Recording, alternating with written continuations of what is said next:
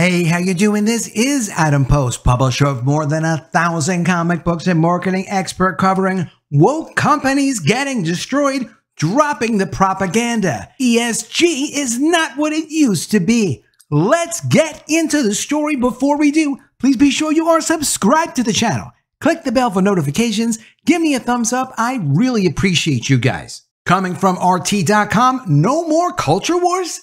Corporate America is finally realizing that getting woke is bad for business. And from Forbes, in 2024, CMOs, that means Chief Marketing Officers, will prioritize practicality over purpose. Even from PR Week, which is about as establishment as you can get, CEOs are reaching for nuance. Has the tide turned on brands speaking out? Back in January of 2022, Larry Fink was defending his ESG stakeholder capitalism, saying companies thinking beyond profits isn't woke, as he argued to push his ESG agenda. But now in 2023, he's completely backed away from using the term ESG. Disney has backed off, and they've delayed the release of the $330 million Snow White reboot by at least a year, and they've dumped their diverse dwarfs, which were turned into magical creatures because they thought it wasn't politically correct to use dwarfs. And after Rachel Ziegler sparked fury with her ridiculous woke rants against the 1937 original Snow White and the Seven Dwarfs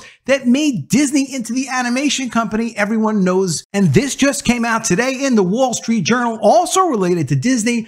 Nelson Peltz, multi-billionaire who is pushing Disney to clean up their act and start focusing on making money again, announced he has the support of former Marvel executive and former owner of Marvel, Ike Perlmutter, who says he can no longer watch the business underachieve its great potential. He also has a couple of $1 billion invested in Disney, Ike Perlmutter does, so he'd like to see the company do better. Major brands and Hollywood studios appear to be questioning the benefits of social messaging as investors like BlackRock reverse course. And of course, BlackRock is Larry Fink's investment company. From Hollywood studios to beer makers and personal hygiene brands, for the past decade, corporate America has been pushing increasingly progressive ideology, often to the outrage of a large portion of its target audiences and even to the detriment of its own sales. But judging by recent statements made by some of the most influential figures in finance, there may be a small glimmer of hope at the end of this woke nightmare. Over the years, the phrase "get woke, go broke" has time and time again proved to be more than just a popular catchphrase. Taking, for example, Gillette, which cost its owner, Procter Gamble, $8 billion after the release of its infamous commercial that tried to take a dig at toxic masculinity, basically just attacking normal men doing normal male stuff. Or Anheuser-Busch, the owner of Budweiser and Bud Light, used to be one of America's top-selling beers, but is now facing a nationwide boycott, cutting their national volumes by 30%, and as much as 70 to 90% in the southern United States. And of course, there are Disney and Netflix who are still trying to win back their audiences after consistently releasing formulaic, preachy, LGBT agenda-driven films and TV shows that audiences have been refusing to watch. But despite boycotts, diminishing sales, and an increasingly frustrated customer base, these companies have refused to back down from their woke messaging and have not shown any sign of going under anytime soon. The thing is that aside from activist writers, producers, and marketing directors who aim to spread their questionable ideas about the world and humanity as far and wide as possible, there has always been another underlying reason why these companies have pursued progressive messaging. And that, of course, is ESG, or environmental, social, and governance ratings. As with all multi-billion-dollar corporations, money is made not only by selling things, but also by attracting investors. For years, companies like Disney, Netflix, Budweiser, and Gillette have relied on their ESG ratings to draw in investors and keep their shareholders happy. The concept of ESG was first introduced at the United Nations back in 2004. On paper, these principles were meant to be a force for good and encourage companies to be more transparent, plus environmentally and socially responsible. The non-financial metrics were supposed to serve as a basis for companies to evaluate and rank their commitments to goals such as promoting diversity, fighting climate change, and performing social outreach, among other issues. But in practice, ESG-compliant companies have instead consistently faced accusations of exclusively promoting progressive, liberal, or woke ideology and focusing too much on keeping up their ESG ratings instead of listening to their customers and giving customers what they asked for. Billionaire Elon Musk, for example, has described ESG standards as the devil and a scam perpetrated by phony social justice warriors after several tobacco firms and even oil giants like Exxon scored higher in the ratings than Tesla, his electric car company. Financial giants like BlackRock, Vanguard, and State Street, which manage trillions of dollars in investments from people's pensions and control some of the largest shares in most Fortune 500 companies, have been using their influence to strong-arm companies all over the world to fervently embrace ESG principles. ESG ratings have effectively become a means to blackmail companies and their executives to push progressive ideology. Executives are even paid bonuses and get their compensation tied to ESG performance on these ESG agendas. From Harvard Law School Forum on Corporate Governance, linking executive compensation to ESG performance. And it's done in 38% of companies worldwide. Environmental responsibility has been distorted to mean unrealistic net zero demands. The social rating is used to judge how much a company focuses on promoting modern gender ideology. And to get a good governance score, companies have to hire diversity, equity, and inclusion officers and make sure their boards are full of the correct political mindset, and also in some cases, women only, this race only, that gender only, ridiculous discriminatory practices that aren't accountable to merit. As explained by entrepreneur and GOP presidential candidate Vivek Ramaswamy, fund managers can make it very difficult for you if you don't abide by their agendas. Companies like BlackRock can force top corporate management teams and boards of directors, to play by their rules because they possess the power to determine, in many cases, executive compensation, bonuses, and who gets reelected or reappointed to boards of directors. A director position on a public company can be very lucrative. They can get paid hundreds of thousands of dollars, sometimes more. Some people are on multiple boards of directors, and it turns into this massive income for them, and it really takes barely any time in most situations. Meanwhile, BlackRock CEO Larry Fink, who's become known as the face of ESG, has warned that if a company, either public or private, doesn't embrace ESG and refuses to engage with the community and have a, quote, sense of purpose, it will ultimately lose the license to operate from key stakeholders. However, this year, those same money managers have seemingly started to reverse course and drop the support for ESG investment strategies. In September, the Vanguard Group, a company like BlackRock, announced that it had approved just 2% of ESG proposals brought by shareholders this year, down from 12% the year before in 2022. So they approved 6 times as many of them the year before.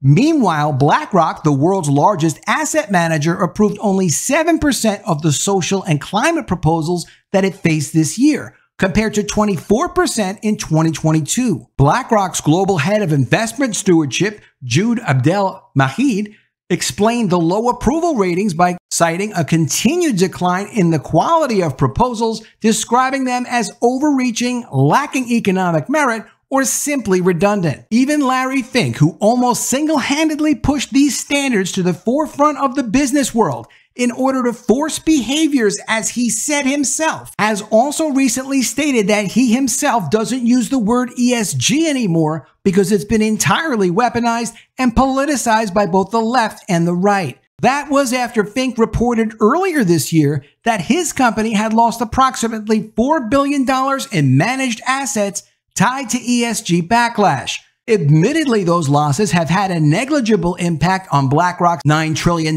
fortune that they manage. However, losing any money is not good for BlackRock, and of course they would have lost a lot more money if they kept pushing ESG. It could be argued, however, that the move away from ESG, or at least certain aspects of it that have proved to be particularly counterproductive, has already been taking place. For example, when it comes to the governance aspect, a large number of companies, including major corporations like Amazon, Twitter, Nike, and Disney, have already started to purge their DEI divisions and have fired tens of thousands of diversity staff and laid off their chief diversity officers over the past few years. But now, with the biggest money managers starting to publicly shy away from ESG, the companies that have relied on these ratings over the past decade might also have to reassess their strategies if they want to stay on top. According to a recent report by Needham financial analyst Laura Martin, Disney CEO Bob Iger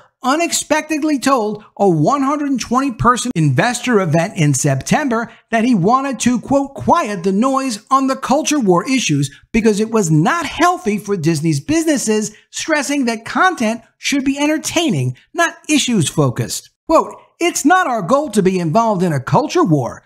Our goal is to continue to tell wonderful stories and have a positive impact on the world," Iger also said back in July. And this can definitely explain Iger taking the Snow White movie and delaying it at least a year, getting rid of the ridiculous magical creatures to be politically correct and replace the dwarfs.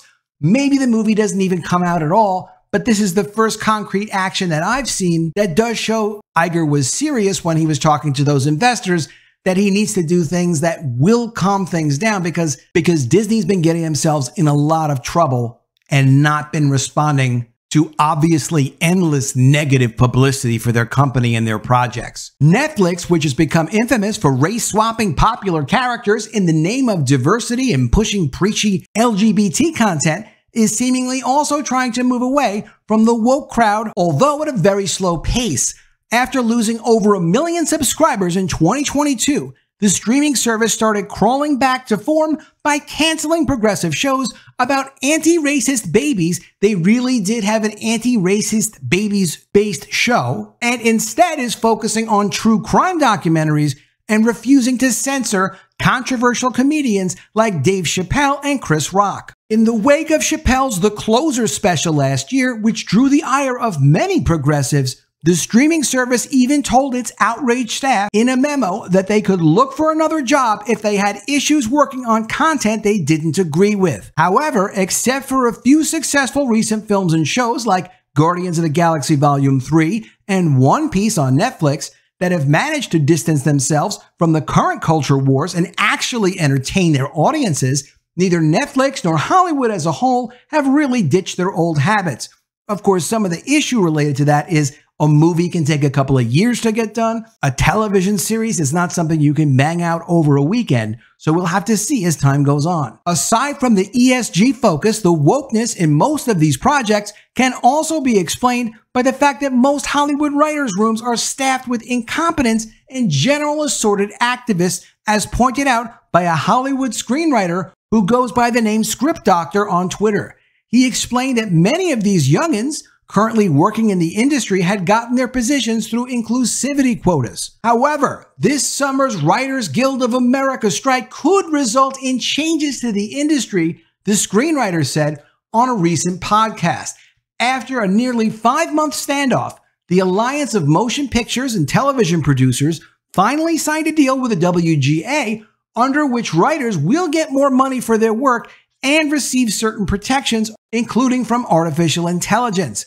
But at the same time, those changes also mean that studios will have to pay more for a single project, meaning they will be further incentivized to maximize profitability by choosing quality over quantity. Script Doctor also noted that reforms to how writers' rooms operate will also push showrunners, which are like a managing producer, the manager in charge of producing that show, to hire the best writers they can instead of bringing on expensive diversity hires who bring little to no value to the table. It used to be an insult to call someone a diversity hire. Let's get back to that. Let's just hire people based on their merit. With ESG ratings slowly but surely making their way out the door, one can hope that companies will finally be incentivized to start focusing more on pleasing their actual customers rather than preaching and pushing fringe ideologies on their already frustrated target audiences. Let me know what you think of all this in the comments below. Always love to see your ideas.